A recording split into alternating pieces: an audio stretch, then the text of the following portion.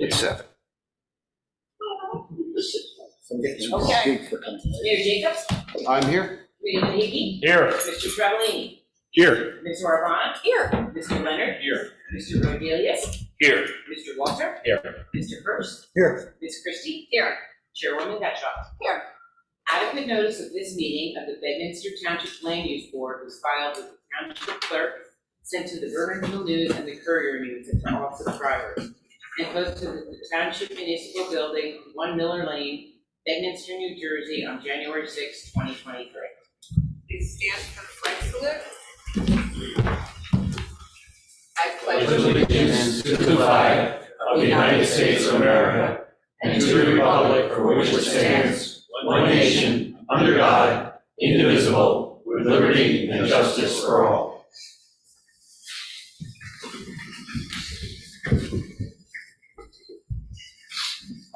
I'll open it up to the public. If there's anything anyone would like to talk about that's not on the agenda, now's the time. Yes, Can you hear me? yes, you can. Okay. I have some comments about the master plan revision that's further down on the agenda. Do I make my comments now or do I make them later? No, you'll wait till we get into the agenda. Okay, Yes. thank you. For anything that's not on the agenda, okay? Will do. Anyone else? Yes. Good evening, Madam Chairman and members of the board. Hi. My name is Peter Schundler. I'm Kelly Rakovic's dad. Being almost 80 years old, I have a little more experience at speaking to meetings like this, so they asked whether I could be their spokesperson. We have some comments that we would like to give on their behalf to the land use board that relate somewhat to the proposed amendment, but aren't directly pertinent to that amendment per se. I can include those comments later, or I can make them now. What would the board prefer? Well, I don't know how to respond to that. If they're in any way related to the master plan amendment that's on the hearing tonight, you should make them during that hearing. Okay. We'll try to be fairly open as to what you can comment in that hearing. So you're saying they're related, and you can elaborate then. Okay, and you're better off doing that then, because that's the hearing on the master plan amendment. This is not. That's the record. Thank you. Okay, anyone else? Anyone else online? Mr. Christie? Yeah, okay. Okay, so we'll close it to the public. And we have minutes that we need to approve from June 1st. Anybody? I'll make a motion to approve the minutes. Second. Okay. All in favor? Aye. Anyone opposed? Or have to read? Rich, George, and I have to recuse because they weren't here. And Steve. I was absent. Okay, So those three will be recused. okay. We have John and Sarah Peterman. I guess we want to talk about that. Paul? Sure, Madam Chairman, I wrote a completeness review letter dated May 25th. This is an application for work associated with an accessory dwelling unit on the property. There's some question about what types of variances might be required and what was being done. I've been having a back and forth with the attorney representing the applicant. They've submitted some more information that I believe clarifies that. I have not completed my completeness review on that, but I would anticipate, based on my conversations, that it should be complete next time around. But Okay. for now, it's incomplete. Okay. All right.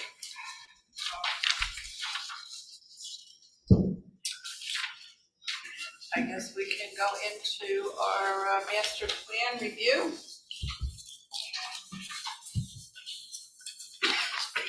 Frank or Mayor, who's going to speak about it? I think it'll be Frank. I think it's Frank. I should swear in Frank. He's sworn in for the year, but let's just make it clear. Frank, please raise your right hand. Do you swear or affirm to tell the truth, the whole truth, and nothing but the truth, so help you God? I do. Please state your name and address. Frank Banish, B-A-N-I-S-C-H, 111 Main Street, Flemington, New Jersey.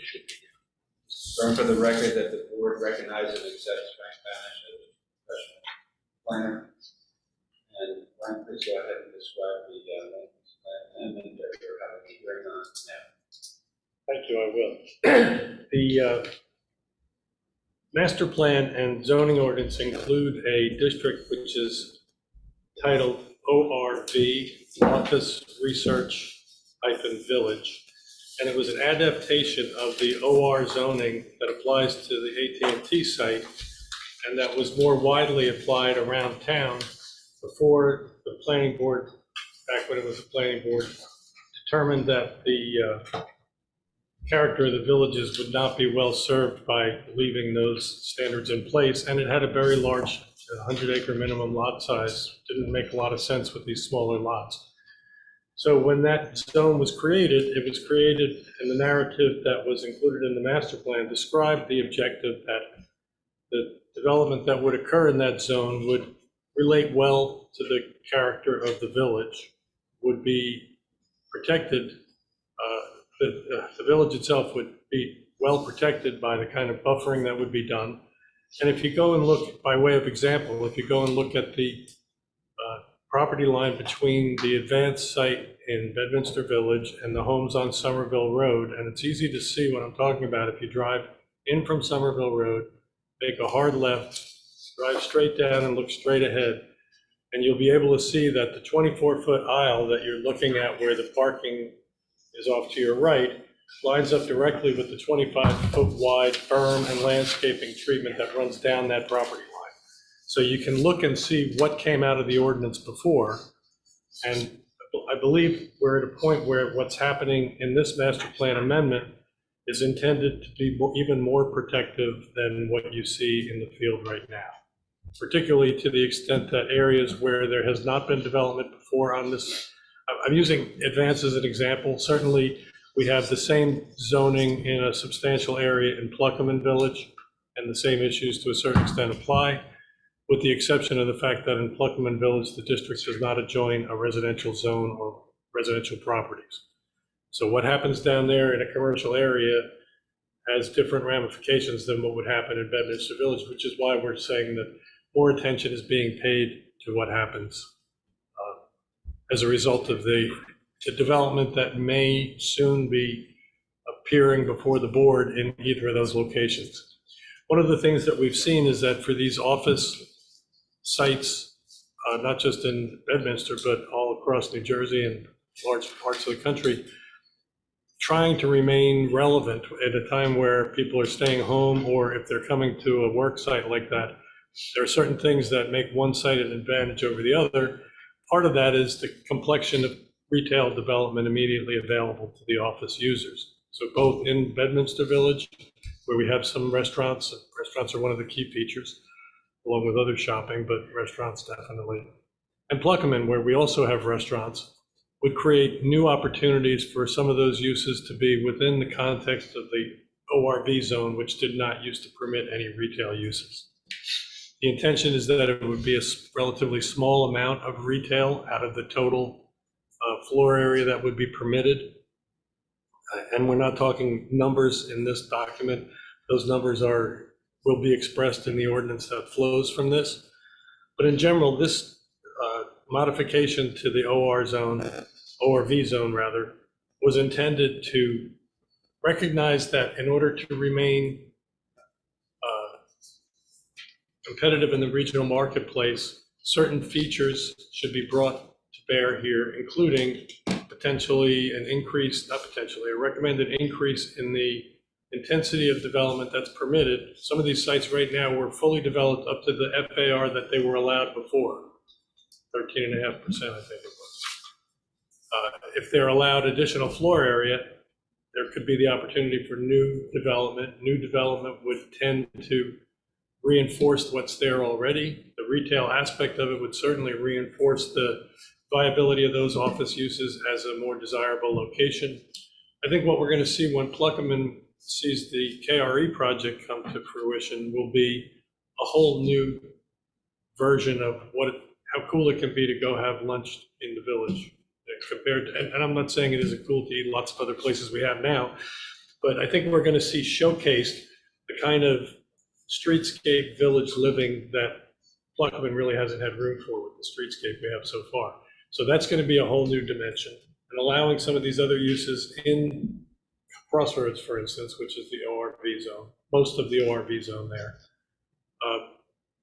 will provide that additional dimension there. It could be in the existing building if there's empty space that they want to convert. Those buildings are well adaptable to a retail use if it's not residential. But they can also be in new buildings because there'd be some additional floor area.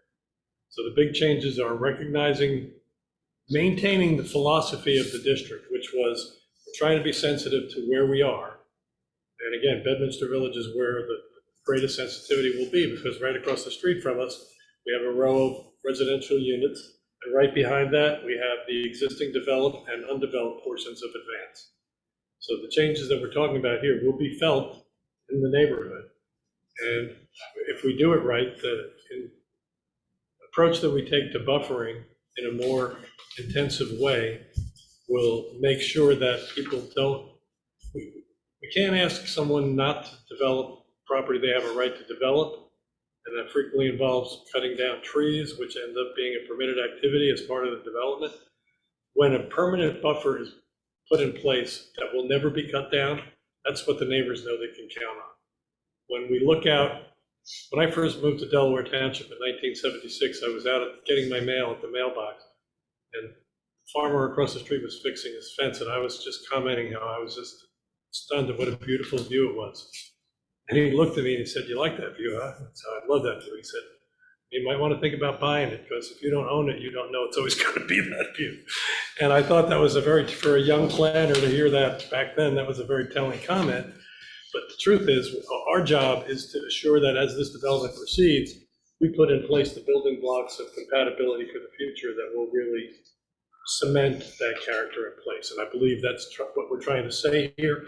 I would recommend that in addition to the text that you have in front of you in the modified version, there is one sentence that I would add. And I believe that if I read it into the record tonight and identify where it goes in the document, you can adopt what I sent to you before with that change in it without any further notice. Tom has told me.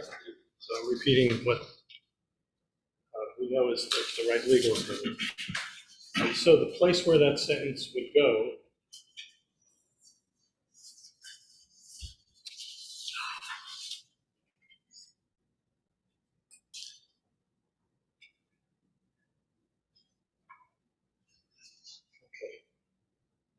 the paragraph that says, "This calls for a regulatory approach that requires buildings be designed at a scale compatible with the village area and which respects elements of village form, scale, style, and character."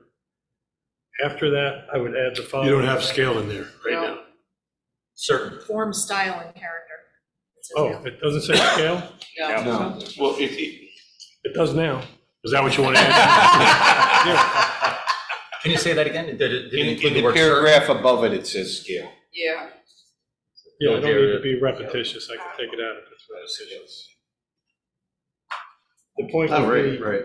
the point would be to add the sentence that reads, "Where new development would adjoin residential parcels or residential zones, enhanced buffering should be required." And we've talked, apart from the work you're doing, about how that enhanced buffer would be wider than it's been in the past, and probably more populated with landscape materials than was required in the past. Again, all of that will be set out in the. Frank, can you just repeat that again so I can write it down? Sure. Where a new development would adjoin residential parcels or residential zones, enhanced buffering should be required.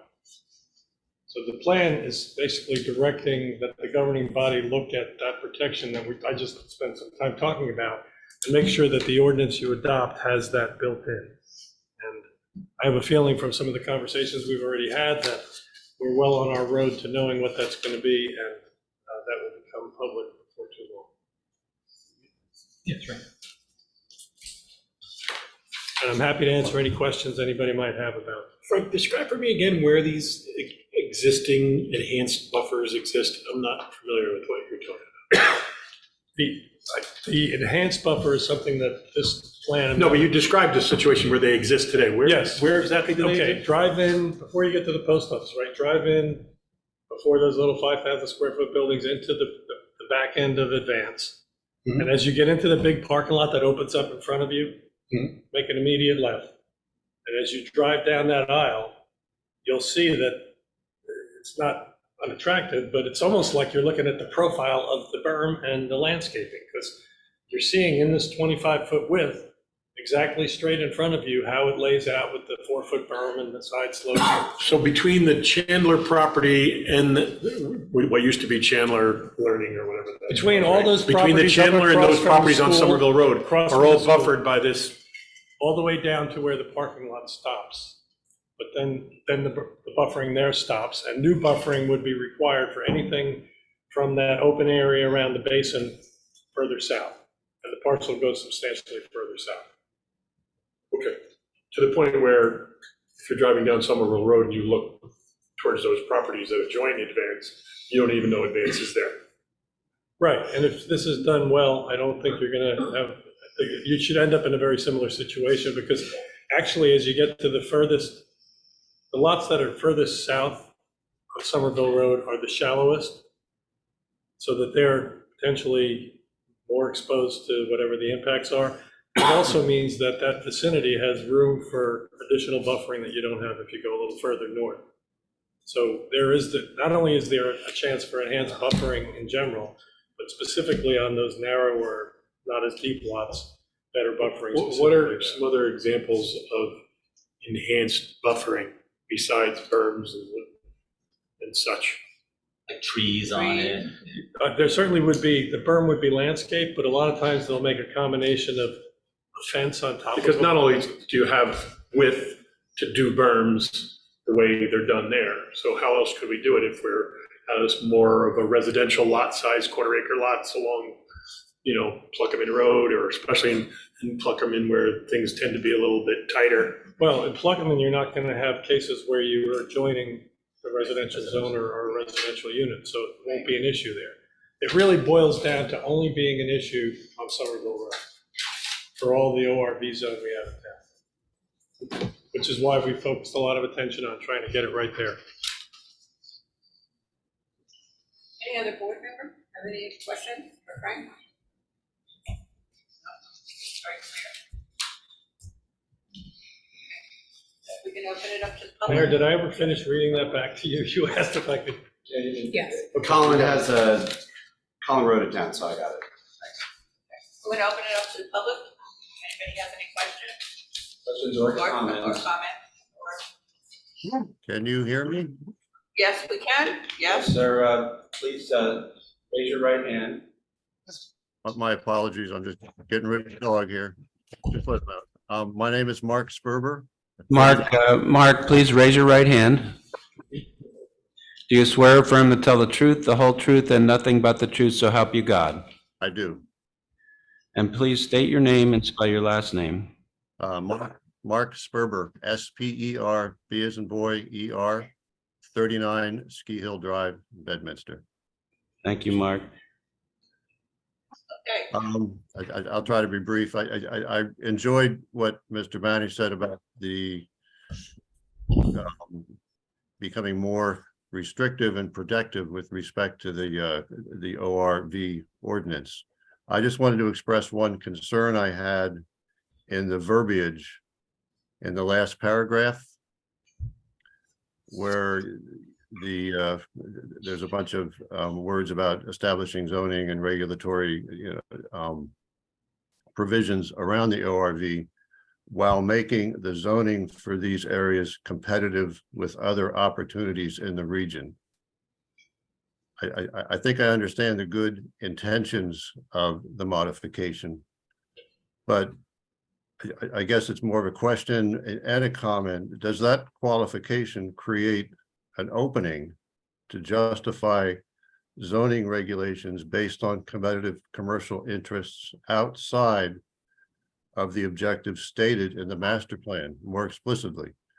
It also creates perhaps a mechanism for commercial interests to say, well, wait a minute, your master plan says you want to be competitive. Well, you know, these constraints and restrictions are onerous and therefore not competitive for us. So I guess I'm uber sensitive about the prospect of some short-term profiteering taking place in those areas, alongside perhaps the longer-term interests of the township as explained by Mr. Banish. And I would ask that the land use board consider striking that provision from the verbiage going forward. I think there's a lot of standards and provisions and goals and objectives that are already in the master plan that can lead to the regulations that Mr. Banish is alluding to, without creating what I consider a Pandora's box of saying competitive with other areas in the region. Can I make an observation about that? First of all, I'd like to say good evening, Mark. You can't see me, but I can see you. So I see you all the time. It wasn't here though. It was up the hill, right? I've lost a little bit of hair since then. Yeah, we all have. I think you made a really good point there. I do think that the language you're talking about is not only unnecessary, but subject to misinterpretation. The intention was, the unspoken words here were, we originally downzoned this area so that it would be as green as it could possibly be at a time when everybody was trying to make the greenest campuses they could. Those were all the office campuses that we've watched disappear all over New Jersey. Mm-hmm. What we're trying to do is make sure that we're not adhering to what we interpreted 20 years ago as the right intensity of development at a time where the economics both of the site and of the township would benefit by more fully utilizing the spaces that we have available. So I would not, if the board were amenable to it, I actually think that taking away that confusion is a good idea, but I'll listen to the Where was board's that? I can't suggestion. find, where's that in the document? What It's in the very last, Paragraph, First sentence. second to last line. it starts with while, so it's the second line down, while that also making the zoning competitive with other opportunities in the region.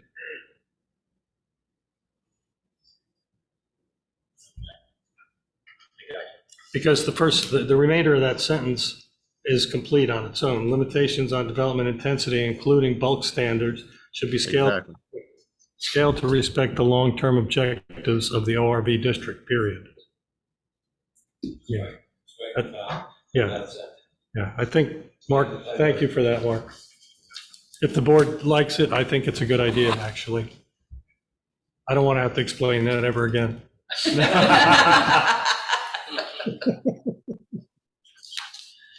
Thank you, Mark. Thank you for listening. Appreciate it. Mhm. Anyone else from the public? Yes? Come on up.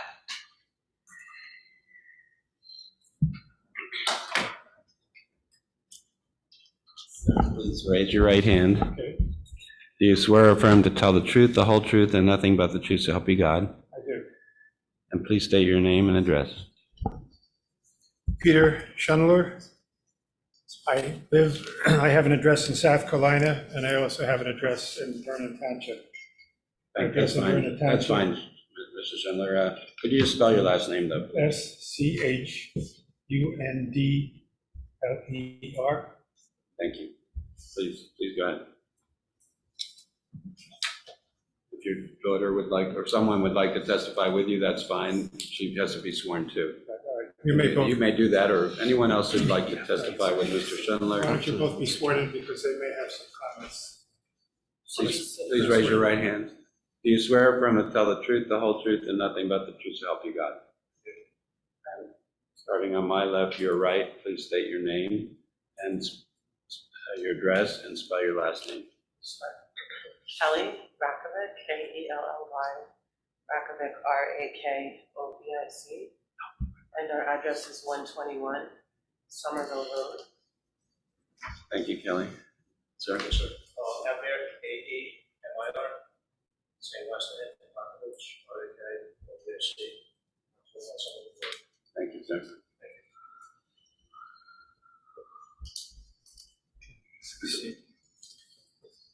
Again, good evening.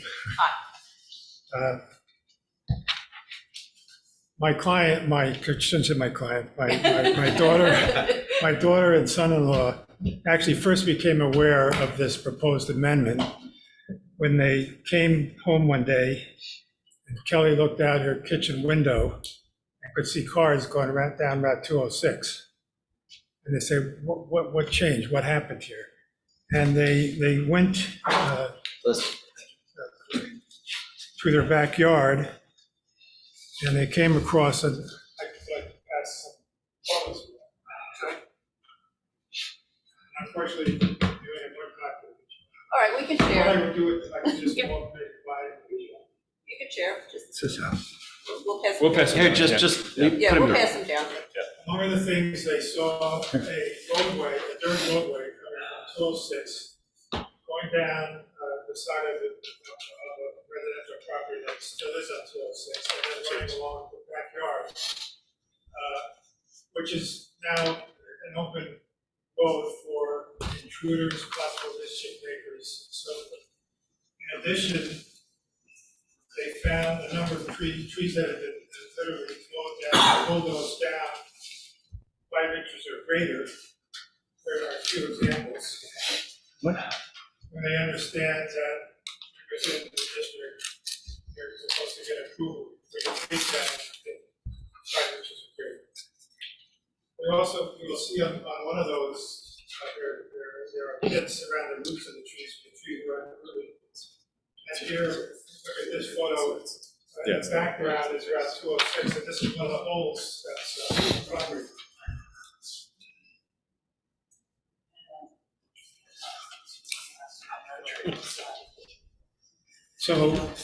So then they found that, well, why is this land being developed, and they inquired and they found out that maybe related or not related is the fact that there's a proposed amendment to the ordinance and to the master plan, well, not to the ordinance yet, but to the master plan regarding the ORV district.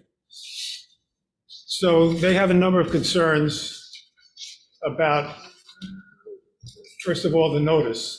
The notice may be technically correct. I'm not a land use or zoning or planning executive, or expert rather, but from a practical standpoint, when you have a change so significant as to change the character of a district from being just office space to having also retail outlets and restaurants, it seems that the notice should have been much more explicit than it was. The notice basically says, as I'm sure you know, that was published, says if you want to find information about this, you can go to the municipal offices, or you can go to the website and you can find the proposed amendment to the master plan.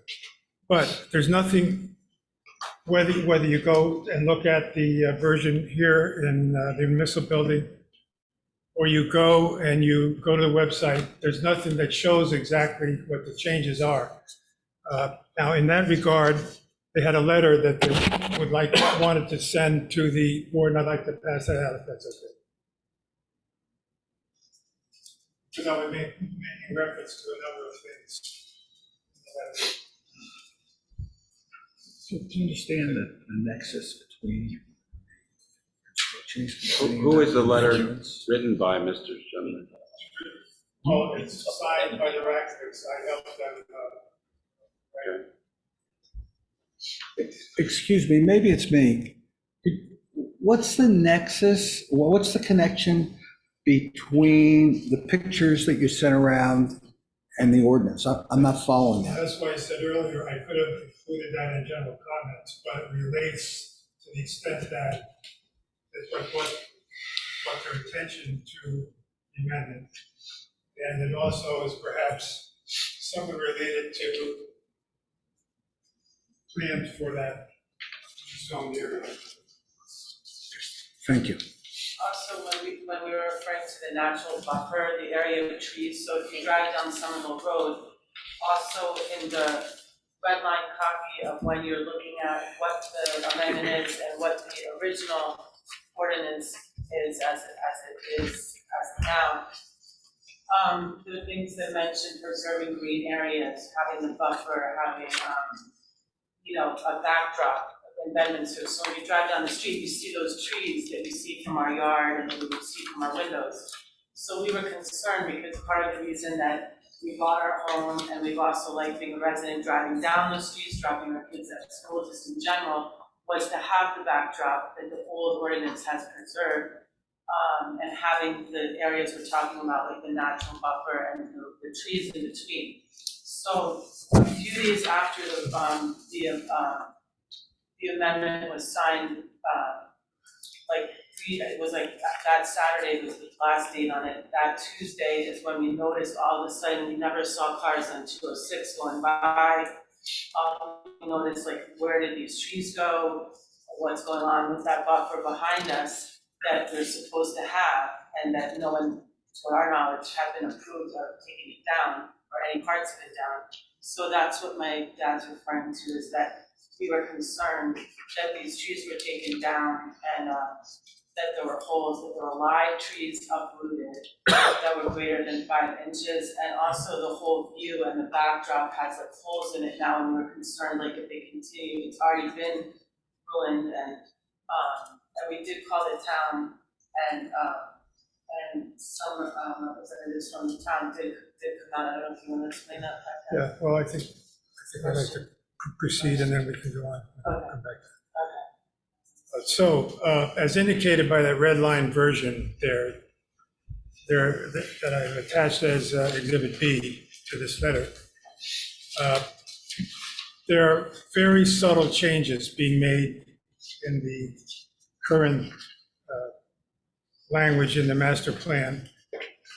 Not only the major change I mentioned before, from changing from just office space to also including retail space and restaurants, but also the concern that was expressed by this gentleman earlier, there's a change in the whole emphasis and tone of the wording of the master plan if you were to adopt this proposed amendment. The original language was clearly very protective, clearly not wanting to be, there's express language in there that says if you, and again, I don't know if you probably have analyzed, but unless you really analyze a red line version, you can't really see how subtle a major change is being made in the whole emphasis on what is in the ORV district.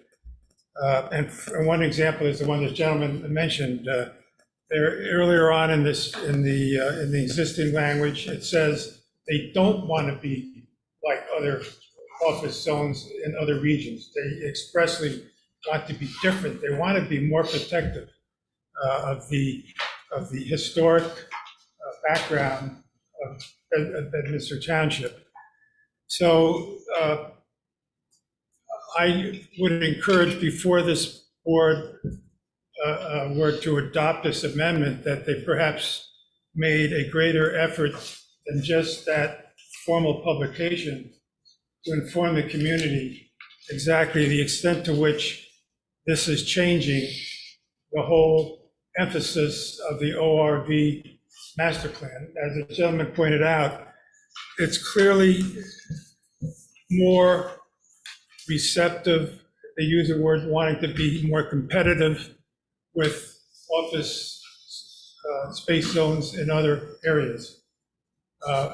And even to the point of where they're now going to propose to allow retail outlets and restaurants in a office zone directly adjacent to the historical village. Now, yes, there are buffering, and I appreciate and welcome, and the Rakovics, I'm sure, appreciate and welcome that you provide for enhanced buffering. The problem is it doesn't say what that's going to be. And once you adopt this master plan, as this gentleman also pointed out, or some other person pointed out, it gives a wedge for a developer, because as was mentioned, if you own the property, basically, as long as you comply with the zoning requirements, the law favors development. And it's clear that the wording that was changed when you look at the red line version, the wording that was changed in many places was to take away arguments you could make for protectiveness to putting in language which makes it easier for developers to argue for development different from what the founding fathers of the master plan intended. And so I would say one of the problems they have is, notice, has this community really been adequately informed of the degree to which they're changing that ORV zone? And I won't go through all the examples, but in this letter, there are paragraph by paragraph examples of how that whole emphasis and tone is being changed. And I would think, and they would think that we appreciate the concern with maintaining ratables and attracting ratables to some extent. But is this movement away from offices and working at homes, is that a temporary thing? Are people that are moving from offices in the city going to be looking for offices in the suburbs, and particularly in suburbs as nice as Bedminster? And if they are looking for offices in a suburb as nice as Bedminster, are they going to want to be in a town like Mendham, Chester, Califon, Bedminster, or they want to be in a town like Chester or Morristown? If they want to be in a town like Chester, Morristown, you're not going to be able to compete with them. They have more restaurants, they have more retail outlets and so forth. Or your competition is these small, quaint, historic towns. Your office buildings now on Route 206 are very professional looking. Perhaps it needs some modification. There was some mention that maybe they should allow these offices to have cafeterias or places where they can exercise. Well, let that be within the building, and perhaps a minor change in what's allowed in an office building. But how is it going to help the professional appearance of the office you have there, and when it has restaurant or retail outlets? And who knows what kind of retail outlets? I understand that perhaps you want to be more protective, but once you adopt this master plan, as I said, if you don't adopt all these safeguards, explaining exactly what you mean by enhanced buffering, explaining that you can't have a fast food place or a convenience store with late hours or whatever, if you don't have all those safeguards for retail outlets, at the same time that you adopt this master plan, you're opening a wedge for people to apply to have restaurants and retail outlets that in the long term, I think are going to be detrimental to the type of professional look you have out there on the highway. So I won't go into this in any more detail, but I would say that please, if you haven't done it already, read through the comments in this letter about the red line version, just showing precisely how much it's changing the whole thrust, the whole spirit of the master plan for the ORV district, and the whole spirit of protecting the historical areas of Bedminster Township. Thank you. Yeah, okay. Thanks. Also, if I can add to that. Oh, yeah, I'm sorry, can you just use the mic as well? Oh, sure. You can put it down on the table next to you, Oh, you don't yeah, have to that's stand fine. up whichever way, Sure. just so we make sure we get it. Thanks, Janine. So another thing that's concerning is in the amendment. So when the amendment was signed on June 10th, was a Saturday, just the feeling we got that by that Tuesday, that was already taking place in the natural buffer as it already exists with the trees behind, like we mentioned, opening up this area that someone could take a motorcycle or a car. My husband even took the picture to show that it's greater than a car's length. could come back, basically into the backyards of myself and our neighbors. And we just felt like safety, like our privacy. When we bought our home, we checked into the fact that we would have a natural buffer, and it just felt stripped away with like trees uprooted, like I said, live trees over 5 inches, holes that, and just the way it was, just like a whole big dirt road. We just felt like for us and our neighbors, it kind of had this sense of like I was saying, privacy, safety was just torn down without any permit or approval. We did reach out to the town, and Janine and Kevin and had come out to look, but we weren't home at that time, so we weren't able to show them the concerns we showed you in the pictures. So then Paul, hi Paul, wrote a report about it, and at that time, I guess whatever pictures Paul had, he didn't see some of the trees that we had measured that were greater than 5 inches, and we didn't have a chance to really show exactly what our concerns were.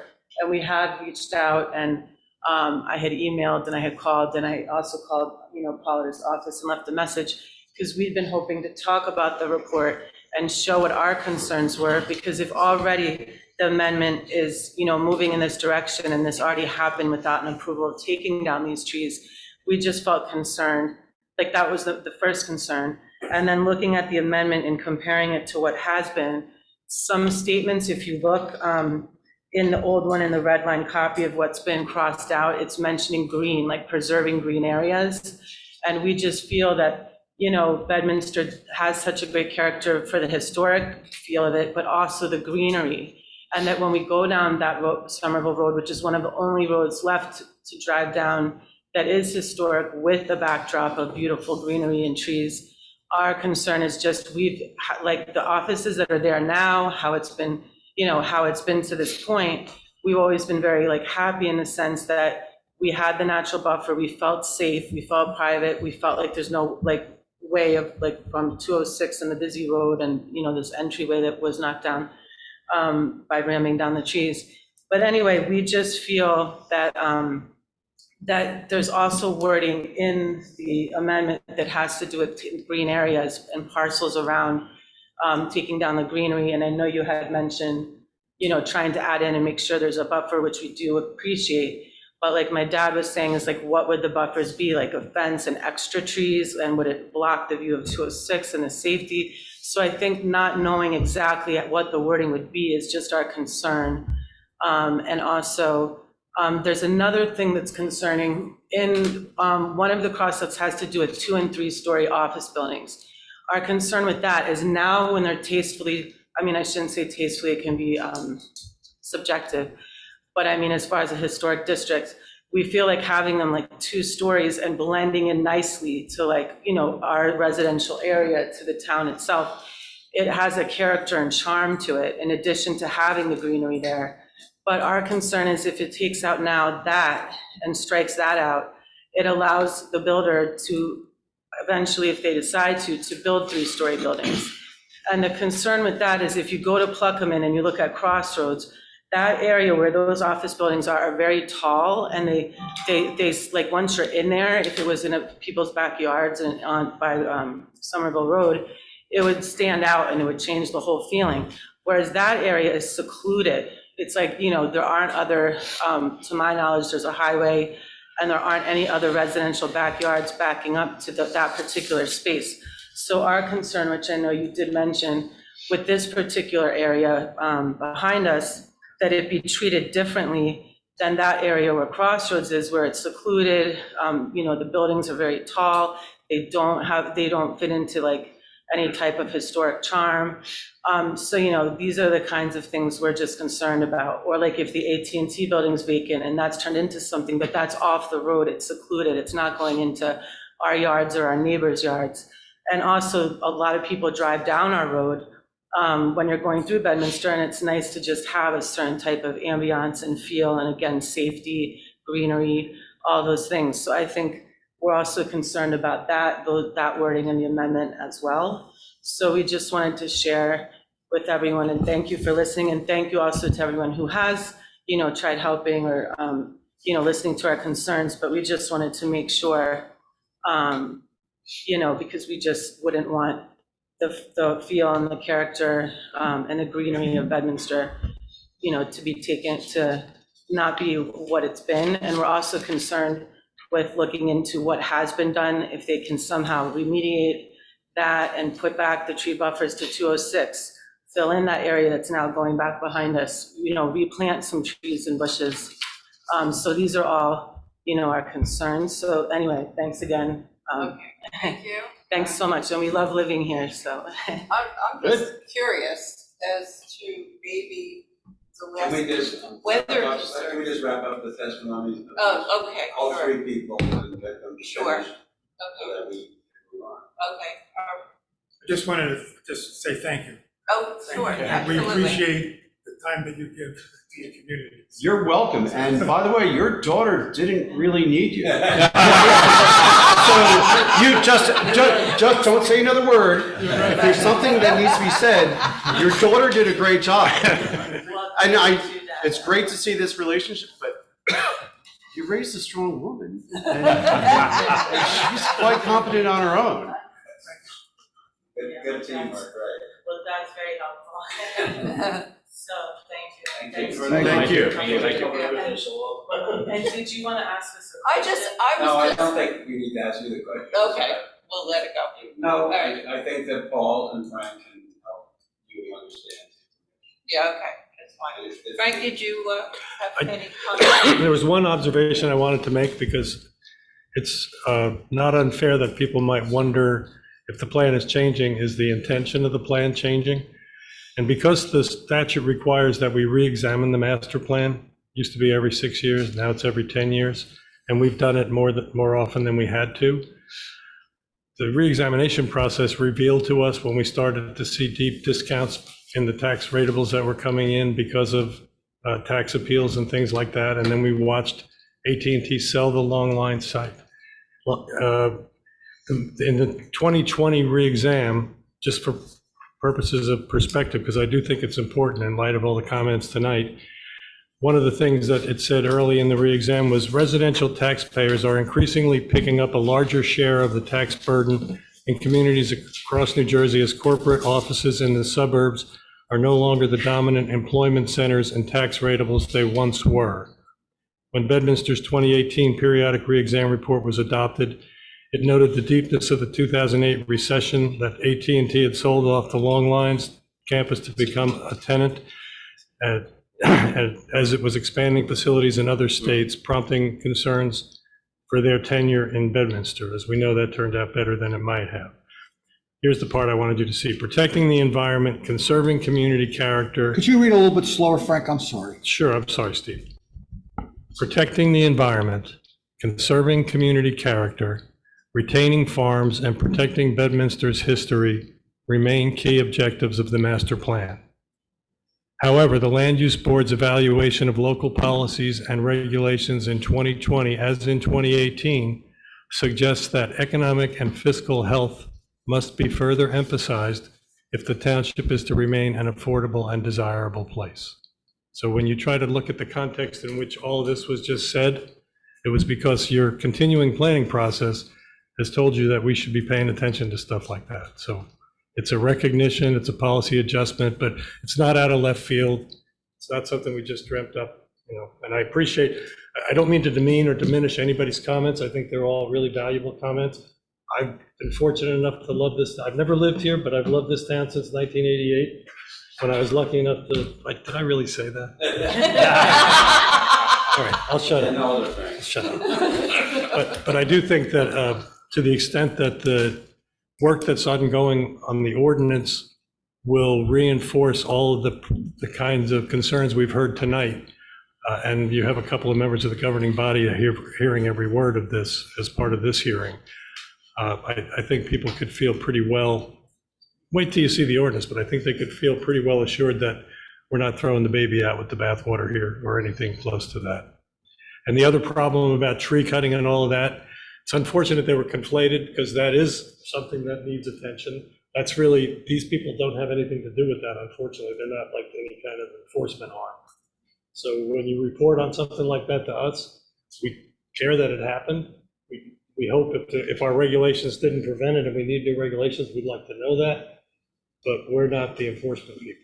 I mean, he might be, I don't know. I can talk about that when it's time. I'd like to see the pictures, maybe. Kathy, let me Yeah, grab by those. the way, well, Mark I'm B sorry. says the pictures will be A18, I'm sorry, not A. I'd like to use R for record, R1, R2, R3, and whatever number of pictures, and then the butter will be the next number. Well, hold on a minute, can I ask 2 questions? Is this time, may I? You could ask more than. Well, keep it out. We do, I mean, we have, Walt's. An extra letter though, that I can have if it's gotta be an exhit. Do you guys have an extra letter? That letter, yeah, I gave the letter.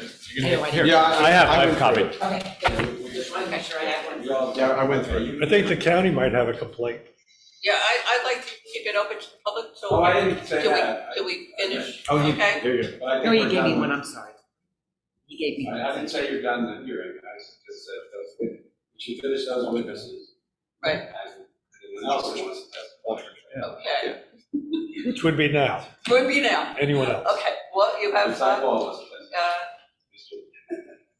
questions or comments that you'd like to make? Do you swear affirm to tell the truth, the whole truth, and nothing but the truth, so help you God? I do. Say your name and. Walter Lane, the Director of the Office of Planning, Policy, and Economic Development for Somerset County, 20 Grove Street, Somerset, New Jersey. And also recognize the qualifications of Walter Lane as professional planner. And, go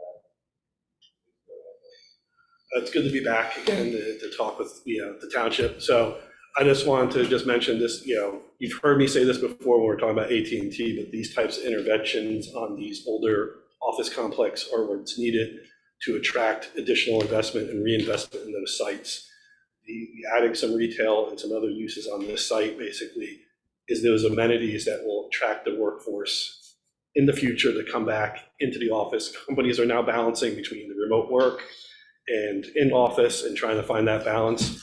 And what we hear at the county through our talks with other companies looking for space and other towns looking at how to address some of this is really amenitizing these campuses similar to the recommendations that were implemented for the AT&T campus, having that retail uses, things that draw people in to be able to work there, during their time in the office, having those extra amenities so they can walk out, grab a cup of coffee, eat. Those types of things are making where companies want to be because they feel that's how they're going to get their employees into the office. So we did look at this when we did the work with you for the AT&T site. We also looked at this site. And the idea in that 2017 study was really looking at how to activate that campus, knowing at that time Mallinckrodt was across the street and providing some additional amenities for them to make this more of a hub and attract additional investment. So that mixture of uses, looking at some other retail and accessory uses for that site. So this master plan amendment is consistent with that previous work that the county provided to the township several years ago. Thank you. Thank you. So you would recommend that we adopt the amendment, is that what you're saying? Yes. Excellent, thank you. Thank you. We appreciate your time and your comments. Thank you for that. very much. I have a question for Frank. For Frank? Yes, sir. Oh, okay. So I'm a little bit lost here. I studied the red line, which I really appreciated getting. And it seems to me that the devil is really in the details, right? That, and I could be missing a lot here, but that the master plan prior to the change and the master plan subsequent to the change both encourage development of some kind, and both encourage office space, and both refer to 2 or 3 stories. There are some subtle changes that are made in the master plan language, but, and I haven't seen the zoning, but it would appear that whatever zoning changes are made could be made from the old master plan or from the new master plan. And I'm not questioning, all the work and time that was put into this and that we've spent on this. And I might be missing a lot of things, but as the eloquent daughter said, you know, the devil's really in the details, is what's going to be the difference in the zoning ordinance as opposed to what the difference is in the master plan. Maybe you can tell me what I'm missing, because I'm sure I'm No, missing you're not something. missing anything, Steve, because what really happens is the governing body will take what they think the master plan intends. They'll put it in a draft of an ordinance that they'll publish, you know, by introduction. It'll come to you to look at, to determine whether it's consistent with the master plan and to make any recommendations you want to make at all. And if you look at that and you say, wait a minute, we said enhanced buffering and you're doing the same thing you always did? How does that, where's it? And you'd recommend something different. Right. I don't think you're going to see that to be the case, but No, but I think what I'm saying is, assuming there's going to be some changes in the zoning ordinance, yes. from what I see on the red line of the master plan, we could probably make those changes without amending the master plan. All of them except the retail. Except what? Retail and restaurant amenities that are Okay. being added to the zone. All right. That is correct, Steve. That is a very good way to look at it. The existing ORV zone is very protective of the VN district, which is right next door, which also, by the way, allows retail, restaurants, offices, and stores. And it will continue to be extremely protective of the VN Zone 2 district, which is adjacent to it, because it is not changing that much, and because it continues to say that the purpose of the ORV zone is to do this kind of development or use, and there had been a restaurant there, right? that closed. I don't know that matters, but because there's none now. But the point, But I think that is interesting, that there was a restaurant Right. on 206, maybe not on this property. I But it don't- was not in the no, it wasn't in the property, ORV but zone. I assume it was But- in the but I think zone. that was in the VN2 or the That was in the VN VN2, Was it a but, different zone? I don't know what the Yeah. line. right, Yes, different different zone, line. but it's Pretty that same, close. it's that same strip. Right. Yes. But the point that Steve made, which is correct, is that the changes are so minor that they still provide the protections for the adjacent VN2 zone. This is just the master plan amendment. This is not the ordinance yet. The ordinance has to be consistent with this. If you change it, it has to be consistent with what you change it to. So I think you can rest assured that you will be involved in the preparation of that ordinance. At the Township Committee, they do the laws. This is the master plan, it's only the planning board's document. The Township Committee does the ordinance. But in land use ordinances, they always refer them to the planning board for the consistency review, which is required in the municipal land use law, and you've done it many times.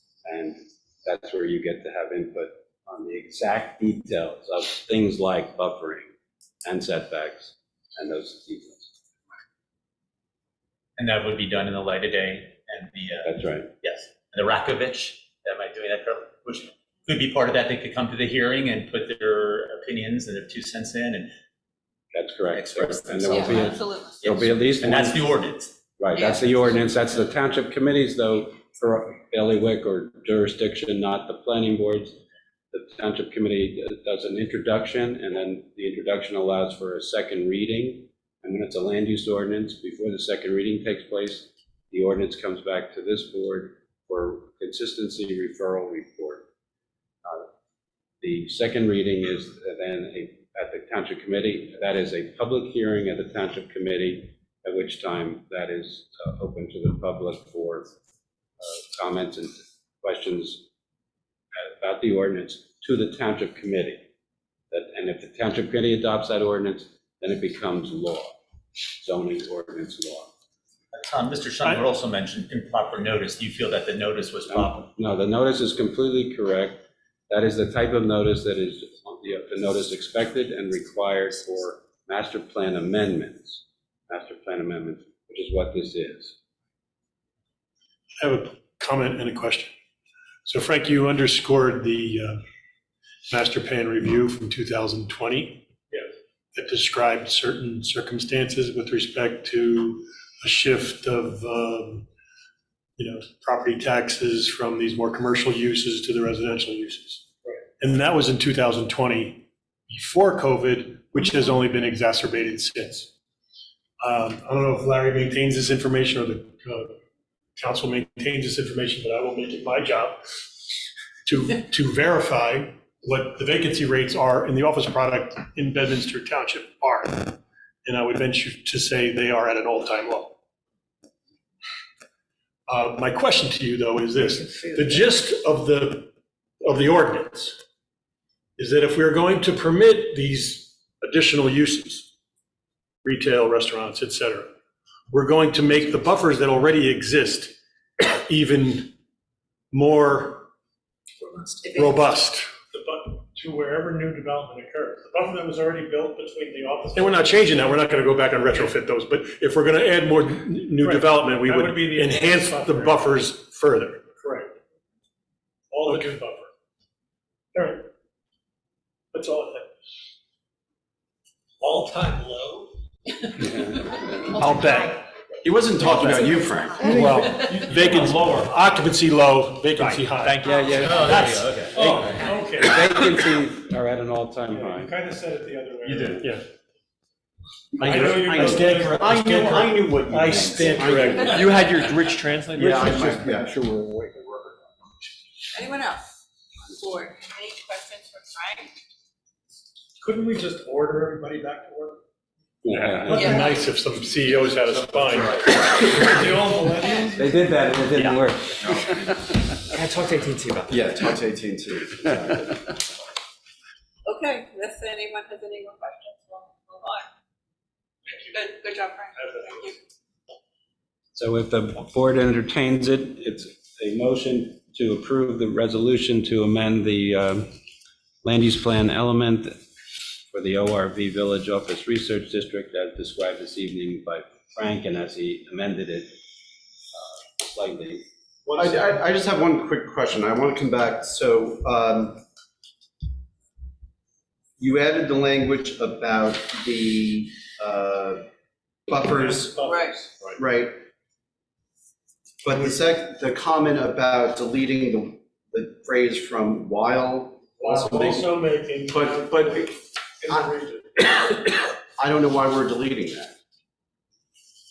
I mean, you had one comment, but I think it could lead to confusion. I don't think it does. I mean, I think that's, Well, that's It's exactly con- what it's the board is consistent- here to determine. it's consistent It's your with some of call, the other Chairman. language in here, and it's consistent with what you just described with reference to the It's where those 2018. words came from. It took a lot of Right, so that's why explaining to get there. you already built it into your master plan review in 2018 and 2020. So, It built itself, it came forward. right, so I would not take that out. I don't see it as inconsistent with the other language, and I think just as Rich described, to allow expansion or development, but at the same time incorporating the enhanced buffers where really none exist now. So I don't know that I would take that, that phrase out. I think they will pull the board on that one. Yeah, well, no, we can just make the motion that that's the motion. No one made a motion yet, so if So you you, would move not to make the second change, make the first change with the enhanced buffers, not make the second. Yeah, no, I mean, I think So that's that a phrase motion. is consistent with the previous master plan reviews we've done before. so that's the motion. Is there a second? Second. Second by Rich? Roll call. Roll call. So it's a motion to adopt the resolution with the change described to the master plan amendment by Mr. Jacobs, Mayor Jacobs. Mayor Jacobs? Aye. Committeeman Hickey? Aye. Mr. Travellini? Aye. Ms. Urbana? Aye. Mr. Leonard? Aye. Mr. Rotilius? I'm sorry, you're recused. Mr. Walter? Aye. Mr. First? Aye. Ms. Christie? Aye. Chairwoman Gotcha. Aye. Motion's approved.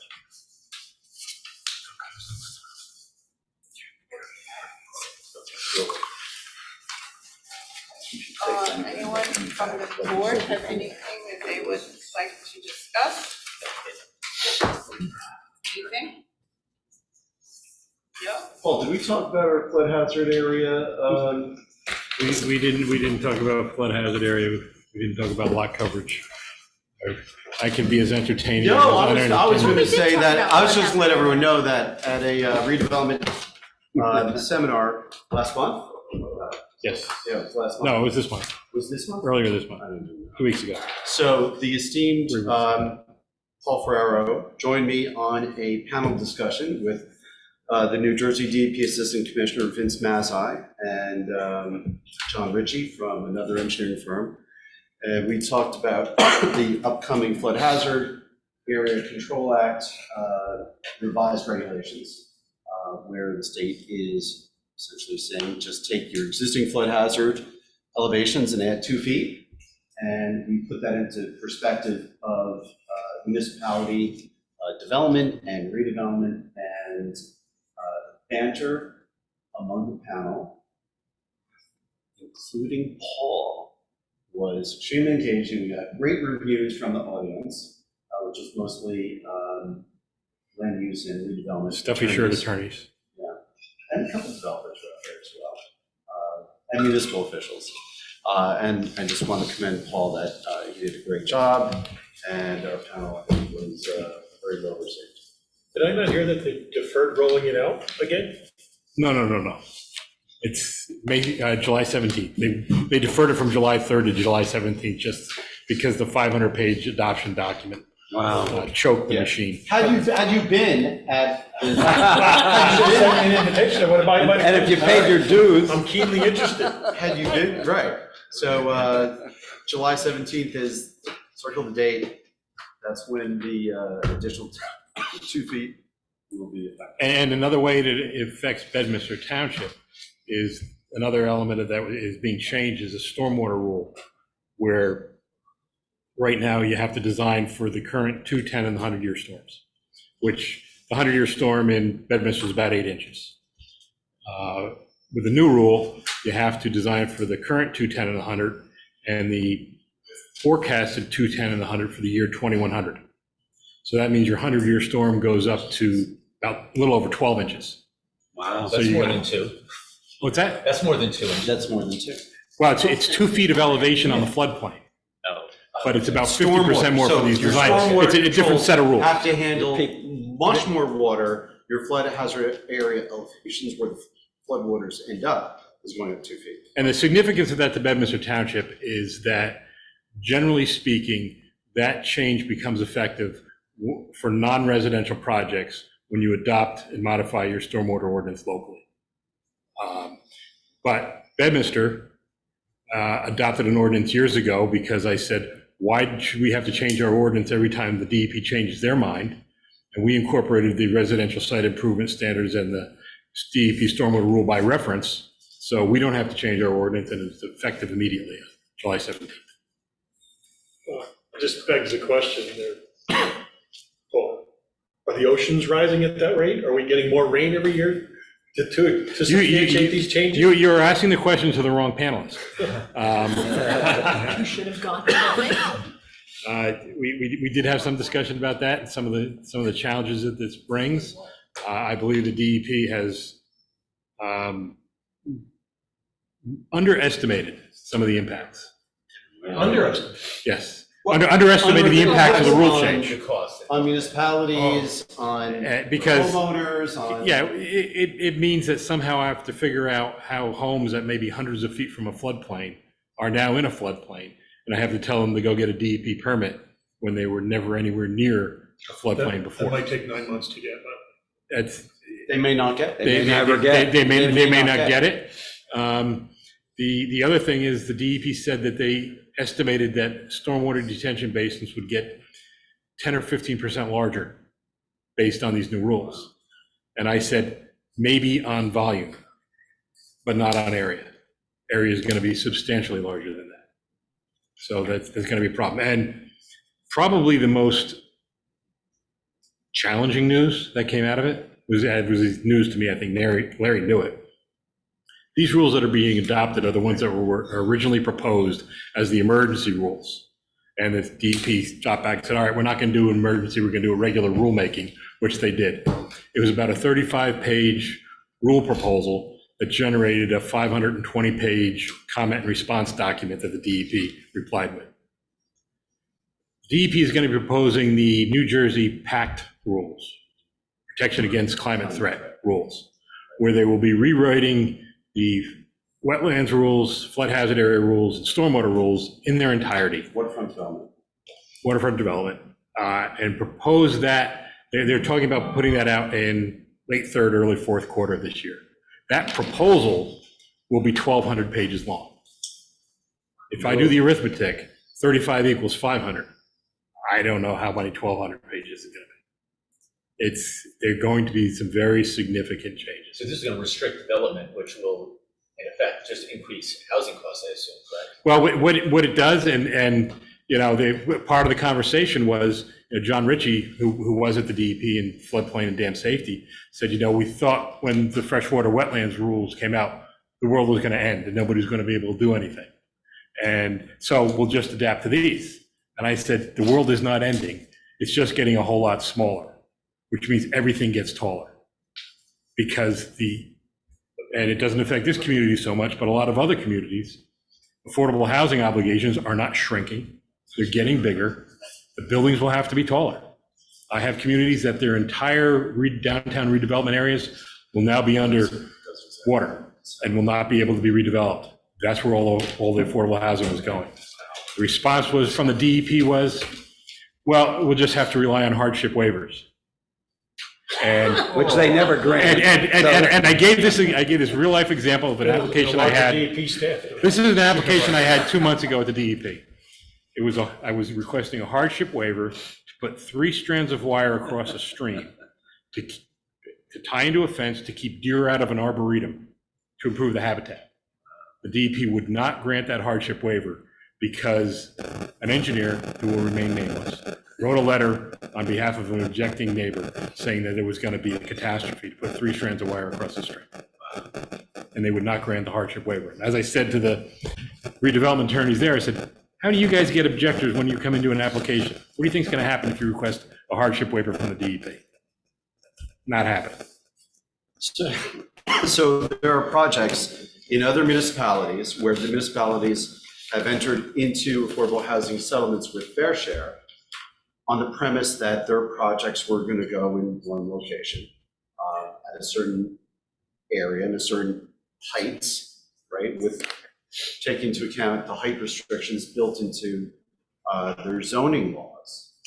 And based upon the new rules that will be effective on July 17th, those projects may no longer be viable, which calls into question whether that reopens the fair share housing and affordable housing settlement.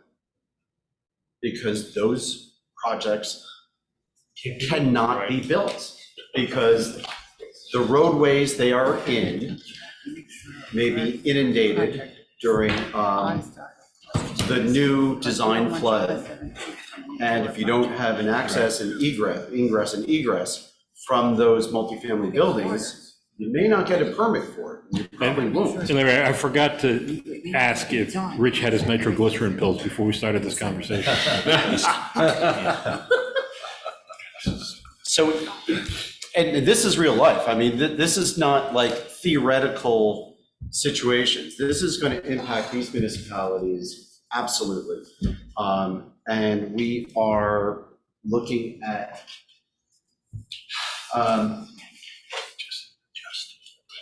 Janine pointed out, Tom, is the action the board took the same thing as basically adopting the resolution that was the draft? Yeah, that's what I said. Motion to approve the resolution adopting the master plan as amended by Frank and modified by Larry. So we need to be, you know, look, we are very fortunate to have Tom and Paul and Frank.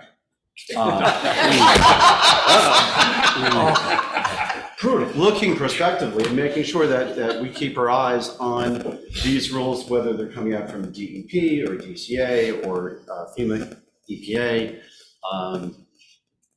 because they do affect us and they will affect how our municipal properties, including our parks, are operated. There may be impacts that affect some of the long-term planning for our parks. particularly River Road Park. Right. So this is not just, theoretical and it's going to impact other areas. It's going to impact all of us. The floodplain currently runs through the middle of River Road Park. Add 2 feet vertical to it, and you can imagine on that flat space what it That's does. the current, Current, and that's gonna expand. vertically 2 feet. 2 feet Do we have vertically, new, which, are there new floodplain There will be maps? no new maps. I'm sorry, what? No. There aren't Well- new maps. You just have to add 2 feet. Well, just have to and Go do topo. here's the problem. Awesome. You can't Take add it to 2 that next feet. contour line. You can't add 2 feet to the plan. Yeah. You have to add 2 feet to the profile. Say that again, please? You can't add 2 feet to the plan. You have to add 2 feet to the profile. The plan just shows you where it is. To the contour. But that's not really the right way to do it. You have to see where you are on the stream profile, add 2 feet vertically to that, and then plot that on the plan, and it doesn't necessarily correspond to what you're thinking. Like, it could be 50 feet. Oh, horizontally, it could be hundreds of feet. It could be hundreds of feet. It's the height. If you're in a flat area, 2 feet I up understand. may mean thousands. And there's something broke that we need to fix. Let me just say this, and then I'll shut up. I have lived on the Third Mechanic River, which is a tributary to the South Branch, since 1976. I've watched the water, so my property has an old farmhouse built in 1847. How old were you then? 1970? So it sits on a little rise, and then there's this thing that goes down into the meadow, and it's a wet meadow, right? So creek, wet meadow, ride. For all the time I've lived there, I watched that creek come up to the bottom of that rise, and never go up to my driveway, never go any place that had never went before, until this year. And it wasn't even Ida, it wasn't even one of those big storms, but we had a storm, so I'm in this really wide floodplain here. And I always figured it'll never come up much, because look how wide, it's not confined. That's one of the issues that I have with the entire analysis, because the DEP said when they were first rolling out the emergency rules, they said the average flood elevation during Ida was 3 feet higher than a 100-year storm on their maps. And so I asked, how many places was it 6 feet higher? Because for every one of those, I can give you 3 or 4 where it was 0 feet higher. An average is an average, but depends on what numbers you average. It's also interesting, when you look at some of the enabling legislation, it didn't say that you were supposed to project for future 100-year floods. It was supposed to be the 100-year flood. So DEP is taking some liberties by projecting out for 100 years. And it's, one of the issues is it's so sensitive to the watershed. Depends on the size of the watershed. 50 acres is different than 5,000 acres, and the impact that might occur.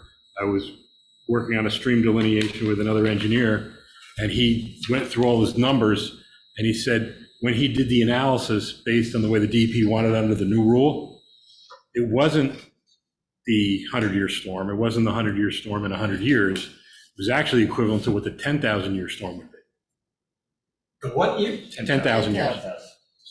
The 10,000-year Your recurring. new buildings are built to withstand 10,000. And, and while I understand the problems with DEP, they got to make a statewide rule. Some of the assumptions are challenging. How does that impact our municipality, where the difference between the stormwater absorption in our soils versus other areas, and comparing it to impermeable surfaces and semi-permeable surfaces? So, for example, some of the greatest erosion and damage that Bedminster sustained during Ida was off the R10. It was in the R10 areas, because those large fields absorbed as much water as they could in the first 5 minutes of the storm. Then everything after. It's like a driveway. When we do stormwater analysis, there's a lot of things that we consider, and one of them is the soil types. For example, grass in a sandy area obviously has less runoff than grass in the R10 zone. Same thing with a hayfield. They have different what are called curve numbers. The higher the curve number, the greater the amount of water that runs off. Pavement has a curve number of 99. Bare soil, like you have a lot of sometimes in the R10 zone where, maybe your field was cut, maybe it's a fallow field, that's a pretty significant amount of runoff. And you'll get those kind of effects that you saw. You'll get some big erosion.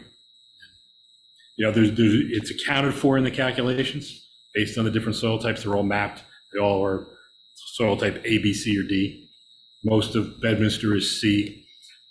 Some of it is D. And, that's why you see the stormwater reports that are this thick. And I can't tell you any more, otherwise I wouldn't have a job.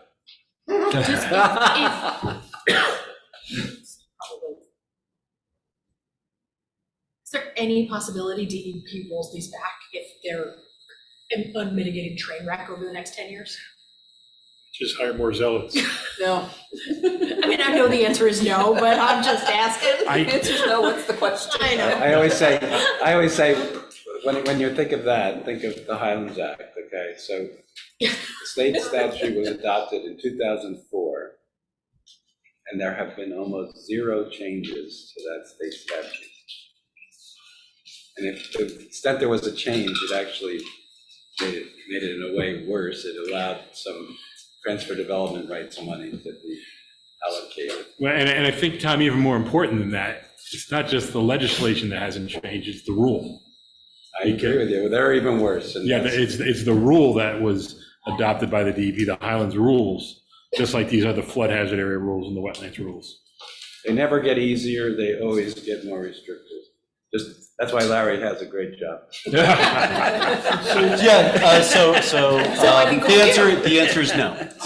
The answer is no. They won't be rolled back. So Larry, you have a let's do hypothetically, you'd have a project within the Highlands Planning District that you think is really attractive. You got a blighted building, unoccupied, whatever. It was, maybe there was some remedial environmental work that needed to be done because of what was done on the site previously. You got a project to redevelop a blighted site, for whatever reason it's blighted. It's in the planning zone, and we, as a township, have a little discretion. No. You mean preservation. That's 100% wrong. You mean preservation. Unless the municipality adopts in, the Highlands rules have no impact on the planning area. It's the preservation area. It's the preservation area. The preservation area. Yeah. Yes. Okay. So we do have a couple hundred acres on the north side of Pottersville Road that are in the preservation area.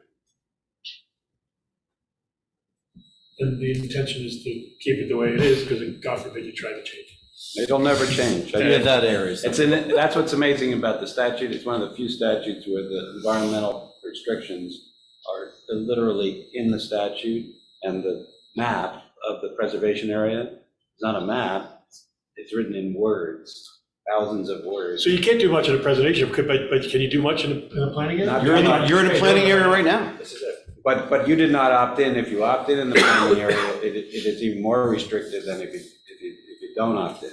We went through land conformance process that they were talking about today when they said, the 5 towns in the county. I didn't want to interrupt anybody, but we opted in to the extent we had to under the statute, because in the preservation area, we didn't have a choice.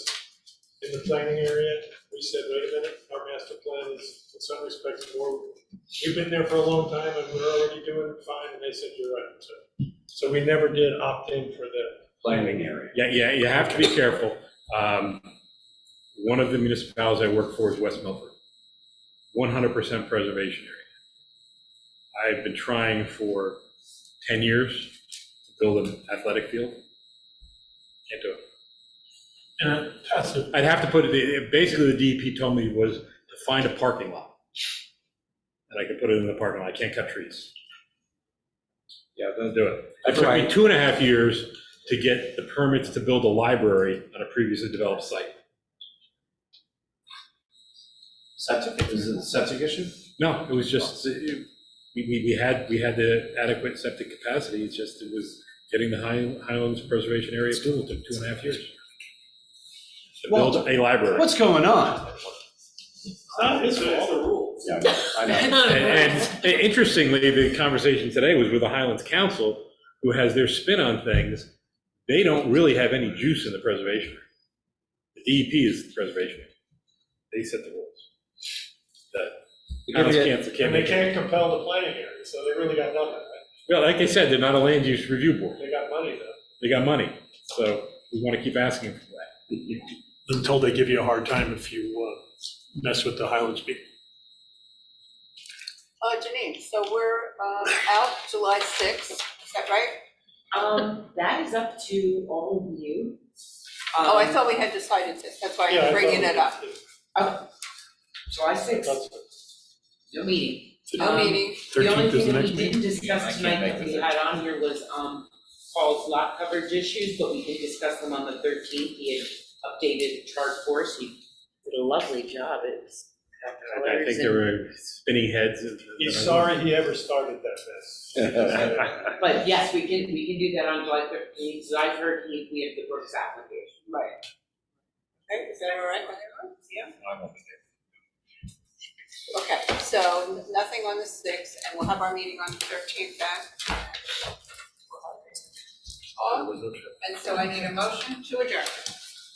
So moved. Second. All in favor? Aye. Happy 4th of July, everybody. Happy 4th. Make sure you celebrate while you still can.